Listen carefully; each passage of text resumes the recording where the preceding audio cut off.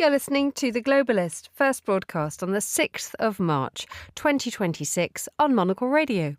The Globalist, in association with UBS.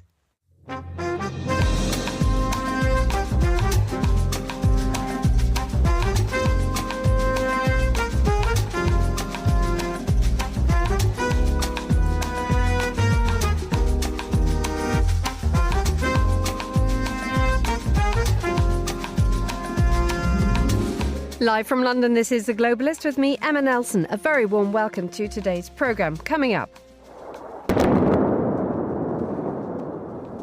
In Lebanon, thousands of people flee Beirut as Israel steps up its campaign against Hezbollah.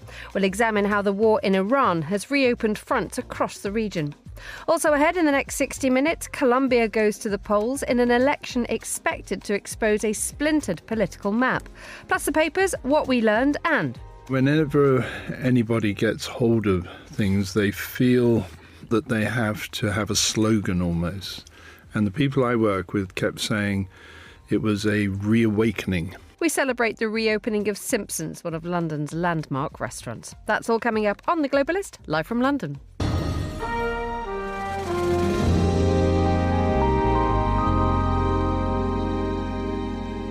First, a quick look at what else is happening in today's news. The US Defense Department has designated the artificial intelligence firm Anthropic as a supply chain risk for refusing to allow its technology to be used in mass domestic surveillance. A lawyer representing the Hong Kong pro-democracy media tycoon Jimmy Lai has said he will not appeal against his conviction, which saw him sentenced to 20 years in jail. And President Trump has sacked his Homeland Security Secretary, Kristi Noem, one of the most high-profile cabinet members. Stay tuned to Monocle Radio throughout the day for more on these stories. But first, the US and Israel say they're intensifying their attacks on Iran. The US Defense Secretary said that firepower over Iran was about to expand dramatically. Israel said it targeted regime infrastructure in Tehran overnight. Meanwhile, in Lebanon, the Israeli military says it's begun striking Hezbollah infrastructures in Beirut's southern suburbs after ordering hundreds of thousands of people to leave.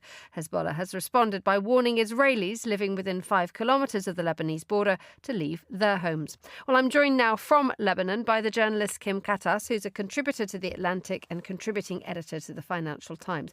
Kim, you were in Beirut until yesterday, but have now joined the hundreds of thousands who have gone. A very good morning to you. Good morning from Lebanon. Indeed. I was going to say, how good a morning can it be when we have this launch of strikes that's begun by the Israelis against Hezbollah in Beirut?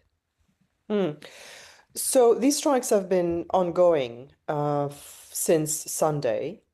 And it's important for your listeners to know that Israeli strikes against Lebanon have been ongoing for over a year, even after the ceasefire that was put in place in November 2024.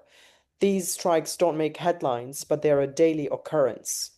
And since Sunday, those strikes have now intensified and are targeting also the southern suburbs of Beirut, including also eastern suburbs of Beirut in Christian areas. It's important to understand that southern suburbs sounds like a distant area away from the city, but this is a very densely populated area. It's not like we imagine suburbs in London or in US towns. These are very densely populated areas that are very immediately adjacent to the actual city. You know, I live not in the southern suburbs, but 2 blocks away from the southern suburbs. And with other people in the neighborhood yesterday, even though our area was not on the map of evacuation requested or demanded by the Israelis, we chose to leave because we were not quite sure the extent to which Israel would bomb these areas. And so the noise, the pollution, the fear, we decided to leave for northern Lebanon. Hundreds of people had to flee their homes, pack up their bags, and move north or east into the country. And that puts a lot of pressure on Lebanon's general population as well. Indeed. You have where people can flee to is there are only limited spaces, but You mentioned that there have been strikes on Lebanon, on Beirut since 2024, but this, since Saturday, is the reopening, isn't it, of a conflict that has been going on for some time? Yes, it is an intensification of the conflict, and it feels to me as though the Israelis are moving according to a plan, the contours of which are still undefined, but they probably feel that they had unfinished business when the ceasefire came into effect in November of 2024. How exactly they want to proceed now is still unclear. They've made threats about turning the southern suburbs of Beirut into the equivalent of Khan Yunis, an area of Gaza that was flattened. They probably want to find a way to potentially control the Lebanon airport, which is also adjacent to the southern suburbs. And there have always been concerns in Israel, justified or not, that the airport is used by Hezbollah and Iran to ferry people in and out or cash and so on. The Lebanese government has given assurances that they're very much in control of the airport security, of everything that comes in and out of there. But somehow it feels to me as though the Israelis are moving according to a plan that also includes potentially moving further ground troops into southern Lebanon. Now, explain to us a little bit more about where we stand with ground troops, because we've had yesterday the French President Emmanuel Macron talking to the Israeli Prime Minister Benjamin Netanyahu and asking him to refrain from a ground offensive in Lebanon. That suggests that something is very likely. Yes, I don't think Netanyahu is listening to President Macron. If they've decided they need a ground offensive to take a few kilometers of southern Lebanon to use as their buffer zone, they will go ahead. They never fully withdrew from Lebanon after the ceasefire of 2024. They kept 5 points within their control inside Lebanon that are on a higher point and overlook southern Lebanon. And I suspect that they will try to take over a long buffer zone along the border between Israel and Lebanon to maintain control and maintain their ability to keep the Lebanese away from the border, out of their villages, and create a de facto depopulated zone along the border. Kim, let's move on to the more wide story of the Israeli-US operations in Iran. The US say that they're intensifying their attacks on Iran. The Defense Secretary said that firepower is about to expand dramatically. Do we have a sense of what this might look like and indeed what the effect may be? Because there are pictures coming out of Iran already which suggest that the bombing has had an extremely profound effect on certain parts of the country. Yes, I'm not quite sure what the military strategy is there. I think initially the Israelis and Americans were hoping that the bombing campaign would either create defections within the regime and or push people into the streets to overthrow their government. But you have to remember that under the threat of bombings and the fear of death from the sky, it's very hard for people to take to the streets and overthrow their government. A, because they're too afraid and they're busy finding safety, and B, because there is always a sense of, if not rallying around the flag, which has been taken over by the Islamic Republic, then at least rallying around the nation in the face of an external enemy, even though people celebrated the killing of the supreme leader Ayatollah Ali Khamenei. They're now realizing that America and Israel don't really have a plan that involves, bringing a better future for Iran. And when it comes to the regime, they've been preparing for this for a long time. This is a fight to the death for them at the moment. We don't see any signs yet of defections, of splits at the top. Quite the contrary. It could suddenly unravel, but right now we don't see any signs of defections, and they seem to be preparing for a long fight because they know that they have, the Islamic Republic, the Iranian regime, has more capacity to endure and take losses than Israel and the United States usually do. And they're also keeping an eye on Gulf countries that are already talking about the economic pressure that this is putting on their countries and having to revisit their investments in the US to preserve their resources for what is a very damaging war. Finally, let's talk a little bit about President Trump's decision or announcement that's all over the papers that he says he needs to be personally involved in selecting Iran's next leader. He believes that the next leader will be the son of the assassinated supreme leader who died at the weekend. Trump has said this is unacceptable. Having covered the US State Department for the best part of, 6-7 years, what do you make of these announcements? I don't think President Trump is going to be invited to the Assembly of Experts that is going to choose the next supreme leader. So President Trump can say that he needs to be involved. That's what he thinks. But the only way that this would happen is because every time the Iranians might choose somebody, they'll have a target on their back and they will likely keep targeting them. So that's how the US and Israel could eliminate choices they don't like.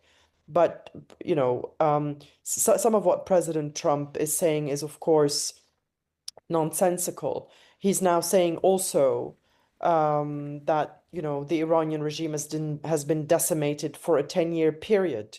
Well, last year, he said that the Iranian nuclear program had been obliterated. Now he's saying that, they were close to having the bomb and there was an imminent threat. Then we find out that actually the imminent threat was the fact that Israel was going to go ahead with a strike and therefore Iran was going to retaliate and America was going to become a target. So America had to strike first. There is seemingly no American plan for how this war needs to unfold. There is a president who feels that this all looks, beautiful and spectacular. But the people who do have a plan, it seems to me, are the Israelis. And from listening to Israeli experts, former intelligence officials who are being very vocal and very clear and very analytical, they're saying that the plan is disarray inside Iran. Which to me sounds like they're willing to continue striking Iran at will for a very long time. We may be looking at a scenario like Iraq under Saddam Hussein during the 1990s, which will be a kind of containment under embargo, which is definitely not what the Iranian people were hoping for. And it's worth emphasizing again that there is no legitimacy to this war, not UN resolution, not Congress approval, not an international coalition. And two things can be true at the same time, that this regime was an awful regime that has oppressed its people for 4 decades and made life miserable for millions around the region with its policy of supporting proxy militias. But equally, this is not the way to conduct a war. Kim Ghattas on the line from northern Lebanon. Thank you so much for joining me on The Globalist. You're listening to Monocle Radio.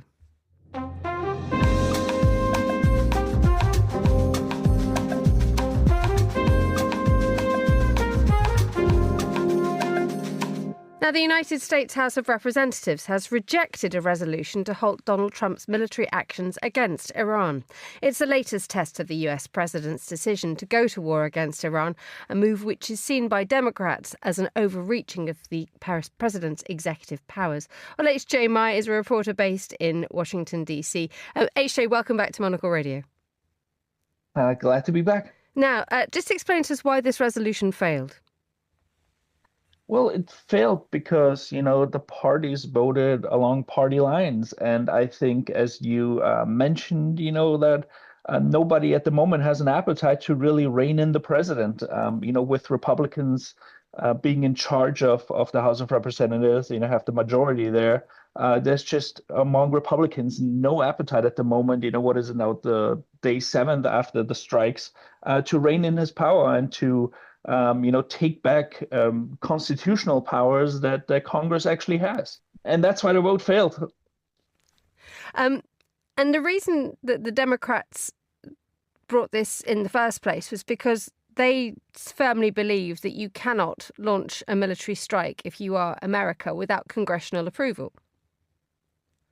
That is accurate. Unfortunately, Congress hasn't declared war, or unfortunately is probably the wrong word, but, it's just Congress hasn't declared war on anybody since World War II. So, whether there were Republicans or Democratic presidents in the past who have all violated that rule, as you mentioned. And so, yes, but Democrats are strongly opposed against this war, opposed against any military action without first congressional approval.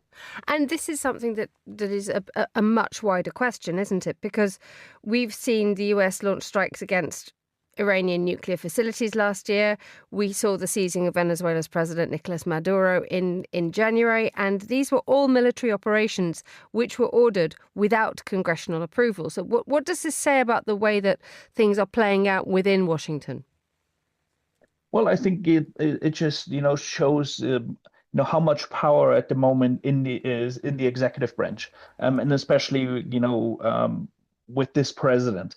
I think it was clear when he was reelected. Everybody was talking about Project 2025, and part of that project, part of that goal that was laid out by some Republican thinkers here in D.C. was to increase the power of the presidency even more. And I think that has really played out during the first year of his second term.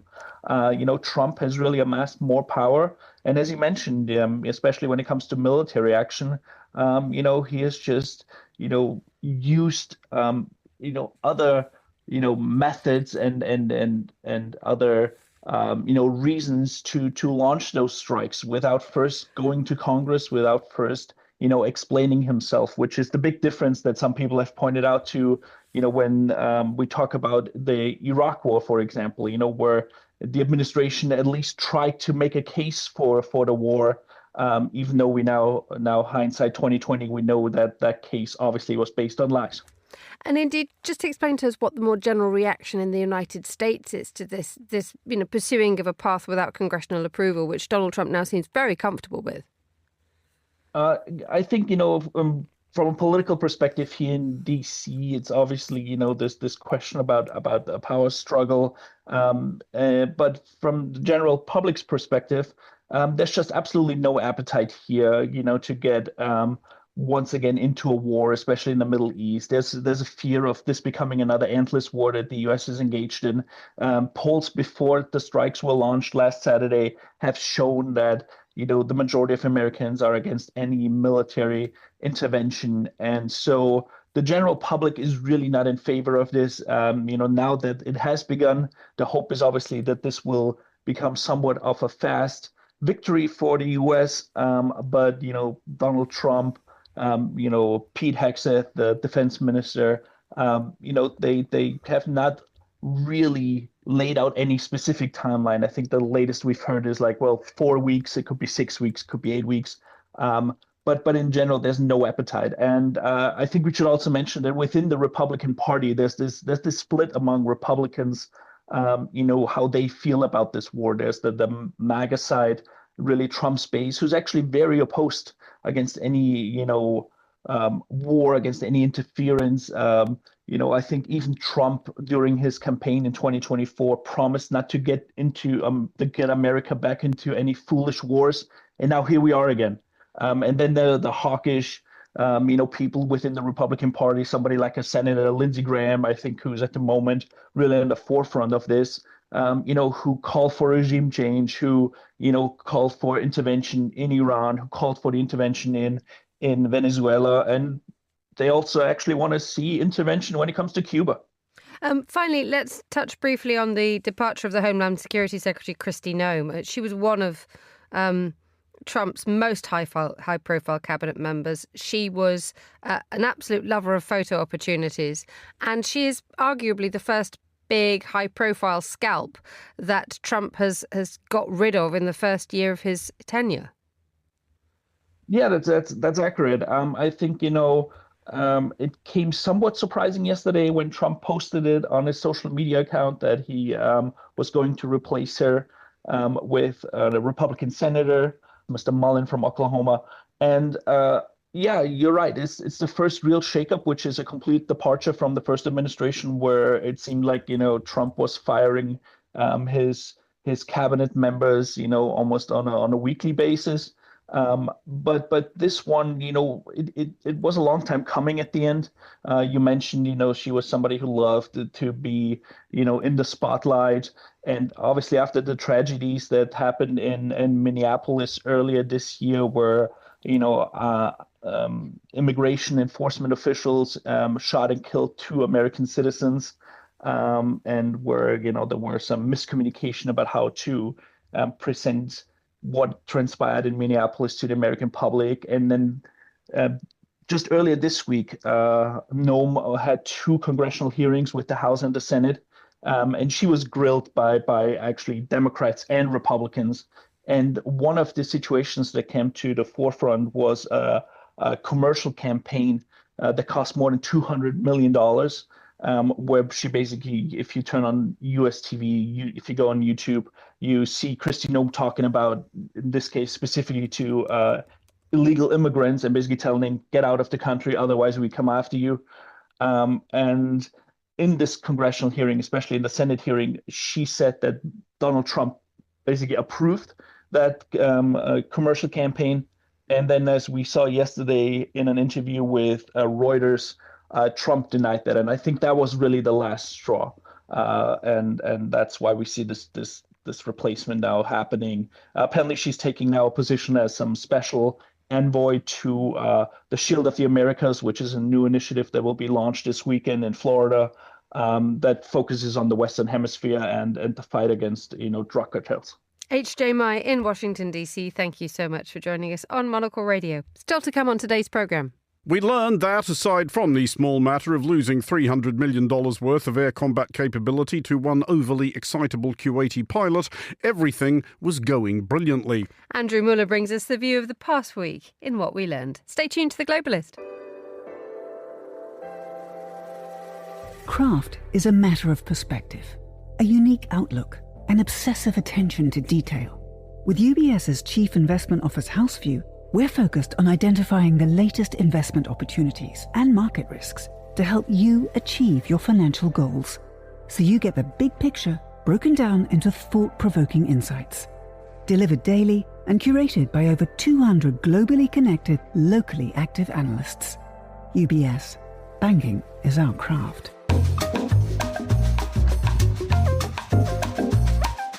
7:22 here in London. Let's have a look at today's newspapers. Joining me in the studio is Julia Jen, Monocle's research and writer. Good morning. Good morning. Researching and writing as you came into the studio. Absolutely. So the paper review today, ladies and gentlemen, is very updated. Very updated. How are you? All well with you? Yes, very good. How many editions of Monocle magazine are you now churning out? Oh my gosh. Well, we're just finishing the April issue. That we're in production week for that. And then very quickly May goes to press as well, because we're getting ready for Milan Design Week. And that's going to be our design special. So lots of work to do there. Thank you for sparing the time to read the papers for us. You wanted to begin with an article in the Financial Times about the reworking of the traffic in the skies, given the fact that, as we saw from sort of Saturday, Sunday time, the airspace over huge parts of the Gulf closed. And mostly huge airports, incredibly important airports such as Dubai and Doha, found themselves closed. Yeah, I think we all know stories of people who were kind of travelling between Europe and Asia and who suddenly got stuck somewhere they were not meant to be, missing incredibly important meetings or kind of family reunions or anything like that. So I think we've seen the kind of disruption in Europe to Asia travel really over the last few years. I mean, it sort of started with, closing of, for example, Ukrainian airspace from 2016 onwards. And then we had the Russian airspace close from 2022 onwards. And that's obviously a huge loss for that sort of route. And now we're really seeing air travel compressed between, the Gulf states and Russia, and a very, very small air corridor. It's just 50 miles across. In the article by the Financial Times, that sort of 50 miles across, if we can imagine that, all those sort of planes travelling there is quite amazing. Azerbaijani southern airspace closed because of a drone attack yesterday, and industry experts are sort of warning that if northern Azerbaijani airspace closes as well, lots of journeys will have to be rerouted around the southern tip of the Gulf, and that might even mean passengers being turned away. And I think we can see these dramatic scenes. I mentioned to you before I came in about this another article on The Guardian, and this is about Flight Radar 24, and that's really where you can see these changes happening, sort of vast spaces, vast expanses of the globe just basically inaccessible now. Of course, we still have Chinese airlines flying across Russian airspace, and that is what allows them to keep their fare so low in comparison to, European and other airlines. But we really do see these bunching up of planes, in particular little air corridors. And I think someone was talking about on the weekend about Georgian airspace controllers, air traffic controllers, how much work they have cut out for them. If you know any Georgian air traffic controllers, buy them a bottle of wine. They're doing a very good job. Maybe after their shift. This article in both the Financial Times and the other one in The Guardian also highlight the fact that this isn't just this part of the world which is closed over. We have to recognise, I have to remember that Russian airspace is closed to so many aircraft. I think China still flies over Russia. But the fact remains is that when you have these enormous parts of the world which are often used by airlines as just that sort of travel, the quickest point from A to B, the impact on sort of squeezing people into tiny Georgian corridors is one thing, but secondly, the cost to the airline and subsequently to the passenger is going to be significantly raised because detours are expensive. Yeah, absolutely. And I wonder if we're going to start seeing, if this really continues to affect air travel. I wonder if we're going to start seeing more layovers, sort of the more old-fashioned way of travelling. And I wonder if we'll see more people sort of staying for 1 day or 2 days somewhere, like Istanbul, for example, before they continue on their journey. And I think airlines are also really struggling with the idea of how do they carry the expected number of passengers that they have booked onto their flight or that they expect to have booked onto their flight, and it makes financial sense to have there, but also the amount of fuel. So particular routes that are in trouble, potentially in trouble, are London to Sydney or Perth, which, people in this office need and use often. So, I think we're going to see an impact on business and the way business is done, perhaps in the next few months. Okay, thanks for that. Let's have a look. And I do recommend everyone goes and reads the article about how Flight Tracker became Flight Tracker. Let's move on to another article that you wanted to draw our attention to. In the New York Times, this is not necessarily a breaking news story, but it's happened in the last few hours. The US State Department has said there's the re-establishment of diplomatic and consular relations with Venezuela. Yes. So we're potentially going to be seeing a huge turn in policy. The article mentions, that it was in 2019 that Maduro first severed ties with the US, and now we're potentially seeing the reopening of embassies in both countries. And I think this is a really interesting story in terms of how the US is potentially going to be, pursuing policy where we can see it sort of targeting next. So Iran, and we've seen Trump talking about wanting to be involved in picking the leadership of Iran next. So if we tie that in with what's going on in Venezuela, we've seen people that were previously shunned and actively sort of, hunted by this Trump administration. They're sort of being welcomed into the fold. And so if we see here we had, on Thursday, yesterday, when this sort of happened, we had a high-ranking official visiting. We had Doug Burgum, the Interior Department Secretary. He was visiting Venezuela with this, a whole delegation. And we had Trump tweeting sort of during this visit about his sort of warm words for the new, for Maduro's successor, Delcy Rodriguez, someone he previously was quite quite actively critical of. And, you know, the article states, and I guess some people may be cynical and wondering whether this is where really US interests lie, but the United States now essentially dictates whom Venezuela's national oil company sells to. That's a very piquant sort of sentence from this article, and potentially pointing towards their motives. Let's move to the resurgence of the luxury art market in London. There was an incredible sale at Sotheby's a couple of nights ago when it was one of those returns to a sort of a bumper period when art that had been estimated at £800,000, about a million euros, went for 4 or 5 times that amount. Yes. Why is that happening, Yes. So this is so if we look at some of the artworks that sold, for example, there was a Francis Bacon self-portrait, and that went for 13.5 million or 16 million with fees.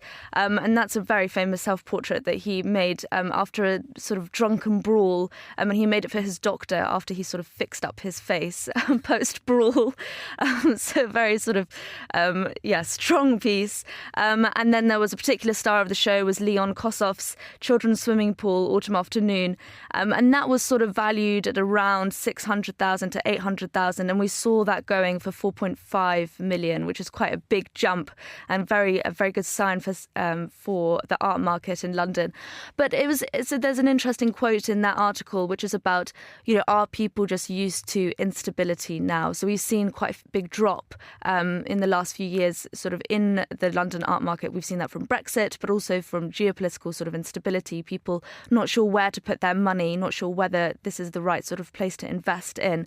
But yesterday was this very good sign, and I guess it's a good sign setting us up for the rest of the spring season in the art market. Finally, we have 30 seconds to talk about moon hummus. What's moon hummus? And why are we going to have it for lunch? Well, so this is from the Times, and the headline really suggests that chickpeas were really, grown on the moon.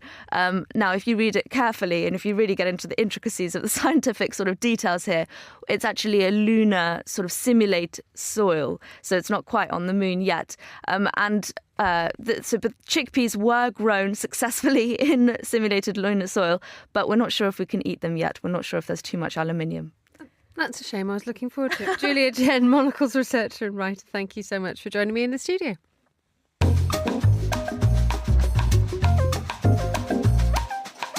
Now here's a look at some of the other stories we're keeping an eye on today. The United States has temporarily eased its embargo on Russian oil after prices rose because of the war. The Treasury Secretary said this was to allow oil to continue flowing into the global market. The US Defense Department has designated the artificial intelligence firm Anthropic as a supply chain risk for refusing to allow its technology to be used in mass domestic surveillance or fully autonomous weapons. Anthropic says it'll challenge the decision in court. A lawyer representing the Hong Kong pro-democracy media tycoon, Jimmy Lai, has said he won't appeal against the conviction that saw him sentenced to 20 years in jail last month. He was one of the most outspoken critics of China's ruling Communist Party. And President Trump has sacked his Homeland Security Secretary, Kristi Noem. She was one of the most high-profile cabinet members with hard rhetoric on immigrants and a love of photo opportunities. This is The Globalist. Stay tuned.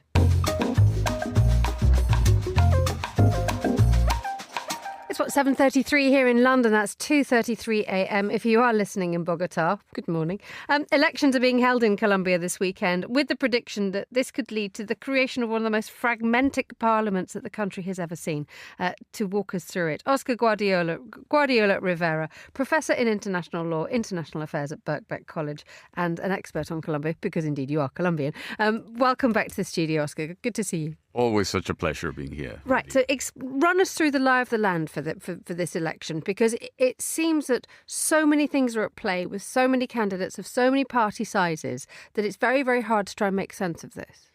Well, the easiest way to understand this is there are two kinds of elections happening this Saturday. On the one hand, congressional elections. So this is the Senate and the lower chamber.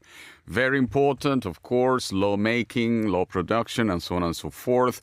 Whomever wins or gains control of the majority of the Senate and the lower house will be able to, pull through their political program.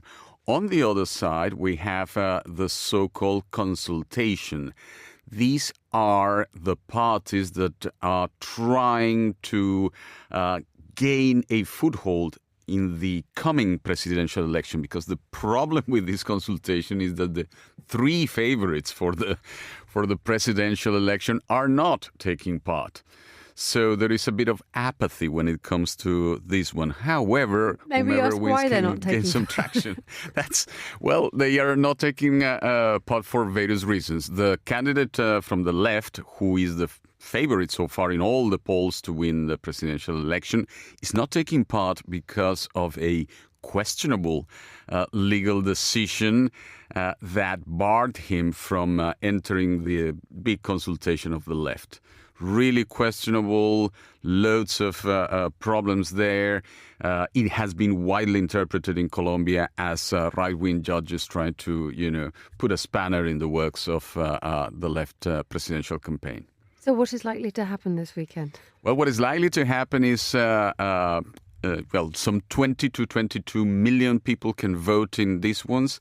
That is important. The favorites in the congressional elections are still the left, and that means they could get some 6 million votes. Very, very good if they do, and that would put them ahead in the Senate. But they're closely followed by a sector of the right wing. The former President Álvaro Uribe Vélez is still a popular figure in Colombia, and the contest is between the two of them. But watch out for the consultation, because whomever wins might gain enough traction to compete against the bigger presidential candidates. Just outline to us the main issues that Colombian voters face. What concerns them as they go into the ballot box? The biggest concerns are bread and butter concerns. Most of the people are really concerned with cost of life, with, health, education. Most of these things are, to a great extent privatized. You remember that Latin America was ground zero for what is now known as neoliberalism. So those things do worry people the most. There is also certain concern about security, although the country's much more secure than it used to be some 10 or 20 years ago. But those two issues are competing. And of course, the vicinity, having Mr. Donald J. Trump occupying the Caribbean Sea once more and having threatened Colombia with invasion, the president of Colombia seems to have dealt very well with that, is a big concern. Is there? How much is there a sense that the United States' presence with the neighbours is something that actually could influence the outcome of any elections here? Oh, it's always a very important issue. Absolutely. In fact, the right wing made the mistake of counting on Donald Trump's direction of travel across the Western Hemisphere to do the work for them. But as it always happens with Trump, you never know where he's going to go. And in this case, apparently President Petro and him are now good pals, and things are sort of looking good in Venezuela, at least for him, or if you compare them with, the mess that is happening everywhere else. Yeah, see, we've just spoken to Julia Jen about the re-establishment of diplomatic ties with Venezuela. Finally, while I've got you, there's a story that's happened in the last 12 hours about the Ecuadorian military saying it's seized a narcotics submarine hidden in a nature reserve near the country's border with Colombia. I've sprung this on you, so you're not expected to know too much about it. But what does that say about just the way that drugs are operated and are trafficked at the moment? Look, the drug business is a global business, is as rich, some people might say richer than the oil business, and it has evolved. We all watch Narcos, but that was the 1980s. Nowadays, as President Petro explained to Trump, most of the big kingpins are not even in Colombia. They may be in Madrid, in Dubai. They are super rich. They no longer hide their money in offshore venues, but it's part of the main financial system. And of course, that also means that technologically the business advances. But this is not new. I remember some probably 15 years ago, a submarine was discovered in the Amazon River, fiberglass submarine, and the navigational system was a hacked GPS from a phone. So, and that's the way, drugs are taken to Europe and to West Africa and so on, which is why all this business of bombing small speedboats, it's just a fantasy. That doesn't cut it. Oscar Guardiola Rivera, Professor in International Law and International Affairs at Birkbeck College here in London. Thank you so much for joining me in the studio. You're listening to Monocle Radio.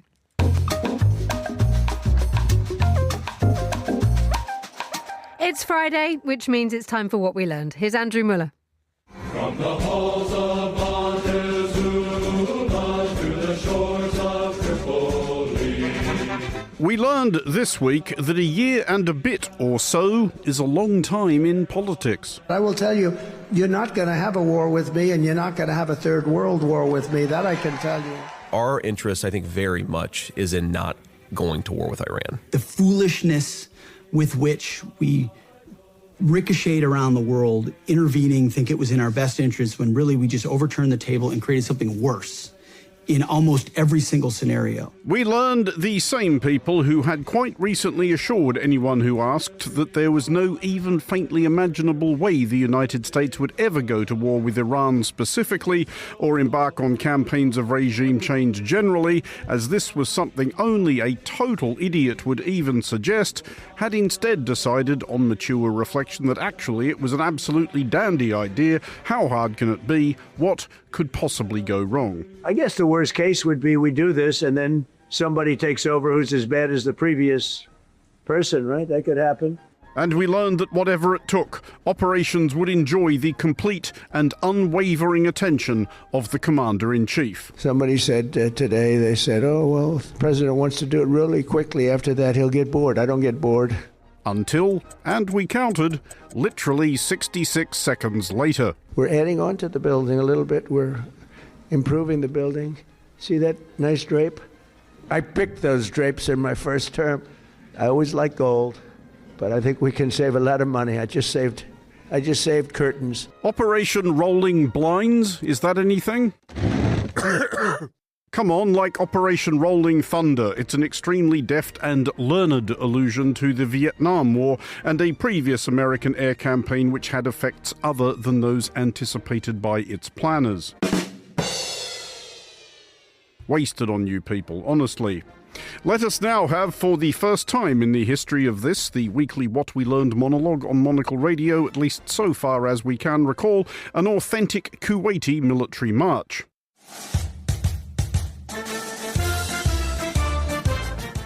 Actually, not bad. Got a bit of a swing to it.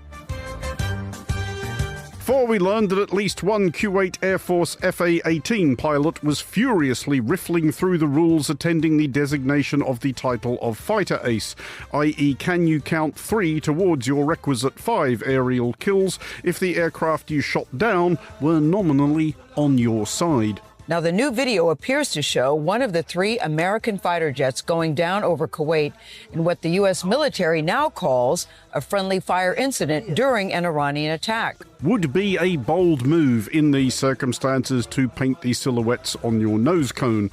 What say you, General Muttered Agreement crew? I think this, But we learned that, aside from the small matter of losing $300 million worth of air combat capability to one overly excitable Kuwaiti pilot, everything was going brilliantly. This is very important, and we're doing very well on the war front, to put it mildly, I would say. Somebody said, on a scale of 10, where would you rate it? I said about a 15. And we learned something of the imperatives underpinning the American action in Iran, as we learned that the president's favorite timescale. So we're building a lot of wall. We're building new sections starting in about 2 weeks. We're building some brand new sections, large sections. When am I going to put the extra $325 billion worth of tariffs? I will make that decision, I would say, over the next 2 weeks. Whether it's next week or 2 weeks or 3 weeks, doesn't make any difference. Whether it's now or in 3 weeks, doesn't make any difference. We're very advanced in testing. Other countries are calling us to find out what are we doing.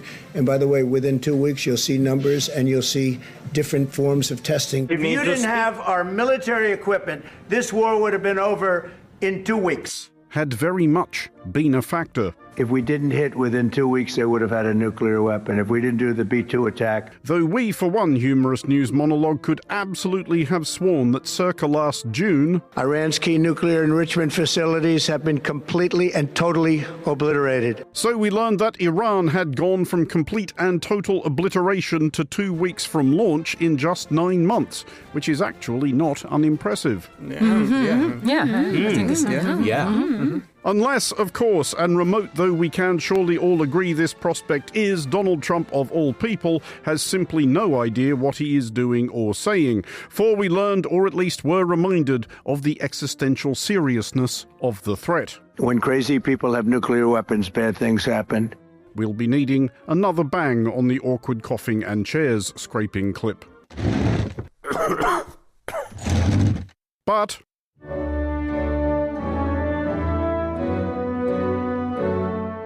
we learned that even in the United States' hour of desperate need, it had been unable to count on the assistance of its most trusted ally, the United Kingdom, due to it being overrun with windmills. They got windmills all over the place that are ruining the country, ruining the landscapes, ruining the beautiful fields.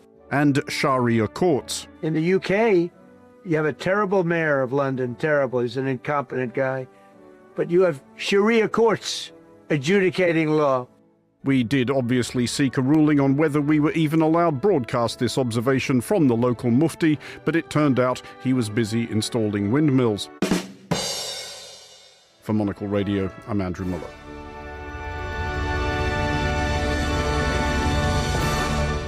Thank you, Andrew. You're listening to The Globalist.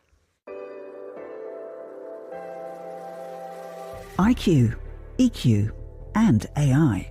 3 components key to the craft of innovation at UBS.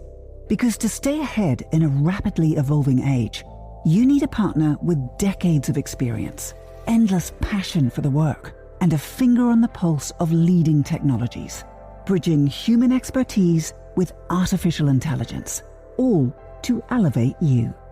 UBS. Banking is our craft.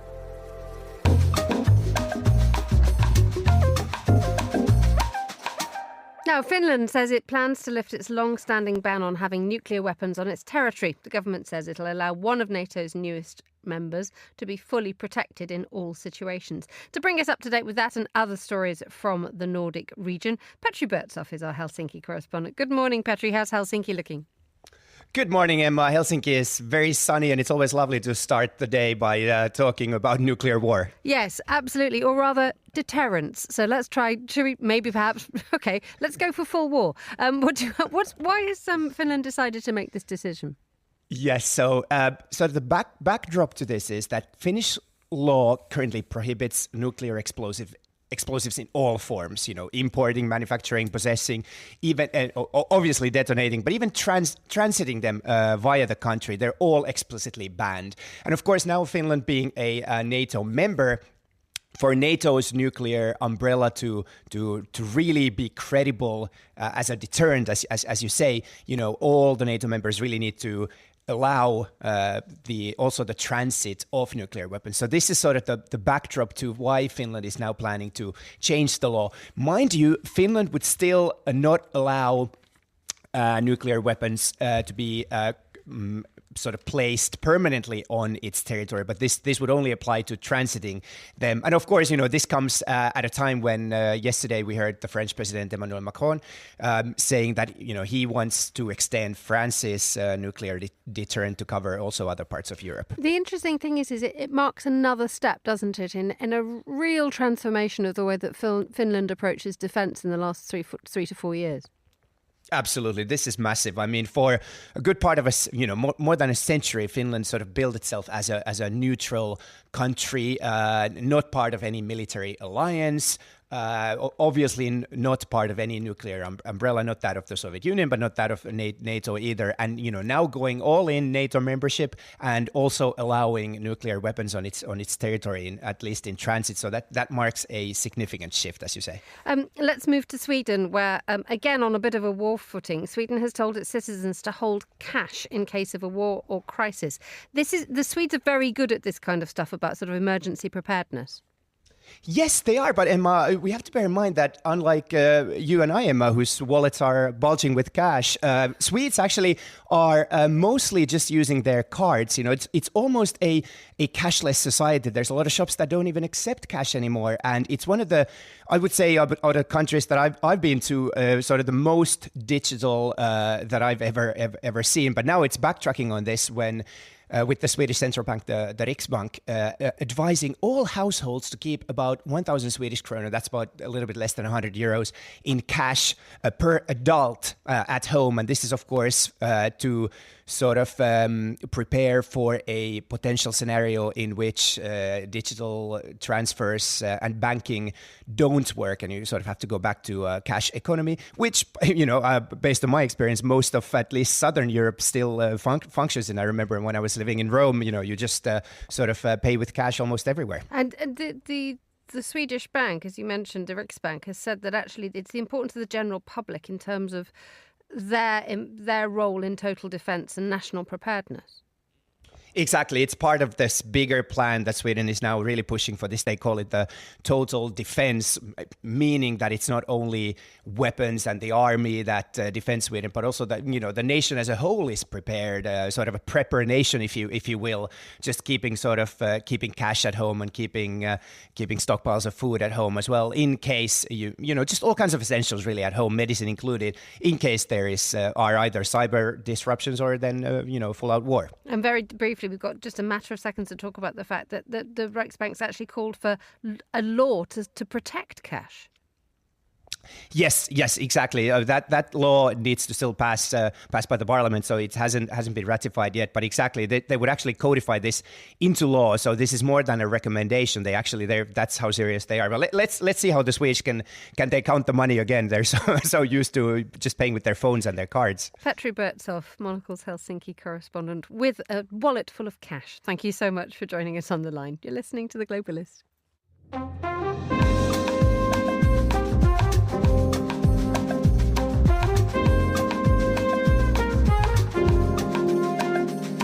We return to the British capital now, because Simpson's in the Strand is one of London's most historic restaurants. It was founded in 1828, welcoming a long list of guests over the years, from Charles Dickens to Winston Churchill and Audrey Hepburn. Or more recently, Simpson's reputation faded and the restaurant closed its doors in 2020. Now, the celebrated restaurateur Jeremy King has brought it back to life. After trying to get the site for more than 2 decades, he finally secured a deal, and with his longtime design partner Shane Brady, began restoring the venue's 5 rooms. Well, Monocle's Hassan Anderson caught up with Jeremy King to find out how the revival came together, and he began by asking him how you go about refreshing a restaurant with so much history behind it. It's actually the notion of fresh and new has been troubling us, because I, for many years, was averse to publicity and social media, or pre-social media. And whenever anybody gets hold of things, they feel like a new restaurant, they feel that they have to have a slogan almost. And the people I work with kept saying it was a reawakening. Maybe rediscovering is better. And because this site has been very much close to my heart for over 25 years, and when we first looked at acquiring it, and come 2000, we were trying to buy it, 2008, 2015, finally in 2022. And there's a hint in the 2022 date is that here we are nearly 4 years later. So the beauty of it is that Shane and I have had almost too much time to think about it. But the delay was punitive financially and irritating and so on. And I've had senior members of staff on board for 18 months. I think we've created a better restaurant for it. But returning to your question, a really important moment for me was about 18 months ago and going through it. And I took a friend who's a hotelier and with restaurants and so on. He said, I'd love to have a look. So we toured and he was quite quiet. And I was thinking, he doesn't like it. And we got to the end. I thought, he's going to tell me I'm mad. Because a lot of people had said, both to Shane and I, what are you going to do with it? How are you going to fill these rooms? What's it going to work? And he looked around, and I'm quoting, I never swear myself, but to my surprise, he said, Jeremy, this is fucking fantastic. There is nothing like this. There never will be. This is amazing. And I thought, thank you. Yes, it's reminded me. And I think Shane and I both had to remind ourselves that it is, if you excuse me saying again, fucking fantastic. Well, Shane, let's ask about your position on this. All architects work within constraints, but tell us, what went through your head when you first saw the restaurant? What state was it in? I mean, it was quite stripped clean when we first went for our first walk. There was still some nice antiques of chandeliers, wall lights, fire grates around the place with tags because of the auction. And actually on Jeremy and I's first walk, we were quite excited for hopefully being able to retain those elements, because I think that with everything we do with Jeremy, it's always about looking at the legacy of the building and then working off that legacy. Because I'd actually only been to Simpson's ground floor previously when it was opened, so I actually didn't realise what a TARDIS it was in terms of the three venues upstairs and then the bar in the lower ground floor. So for me, during the first walk with Jeremy, my eyes were opened over how actually expansive the space was. But I think Jeremy said a point that really struck me when we walked site, which was this should feel like it has been loved by every owner that's had it over the course of the past 120 odd years. The building was built in 1904. And I thought that's actually the nugget of how we approach this design, because of course we're not ripping it out. We're not creating something modern and new within the building, nor should we, because I think it's such, to Jeremy's phrase, the grand dame of restaurants in the city. Just for a slightly personal question now for both of you, what are you each like to work with? I like to think we're good. As I always felt, I learnt probably about 35 years ago that I used to think that I could never be seen to be making a mistake, because that would weaken my authority or whatever.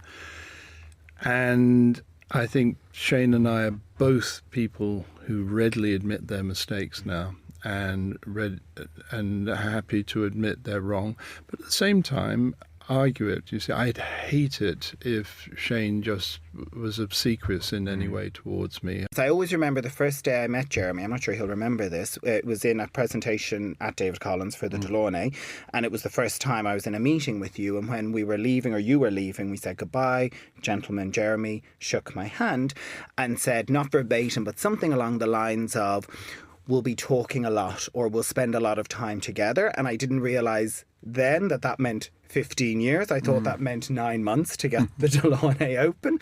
I think that Jeremy and I at this point, I feel, have a second-hand understanding. I think that what I enjoy about Jeremy is he will sit and ponder something in terms of when it's being built. He'll look at something, he'll have his reservations, but it's not a complete no, get it out. But I think what's great is I can speak my mind and Jeremy can speak his mind. It's an open forum.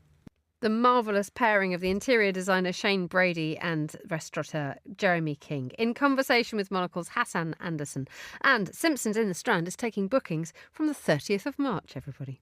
Well, that's all the time we have for today's programme. The warmest of thanks to all my guests and to the producers Angelica Jobson, Anita Riotta and Hassan Anderson. Our researcher was Annalise Maynard and our studio manager is Steph Chungu, with editing assistance by Mariella Bevan. After the headlines, there's more music on the way. The briefing's live at midday here in London, and the Globalist is back at the same time on Monday. But for now, from me, Emma Nelson, goodbye. Thank you very much for listening.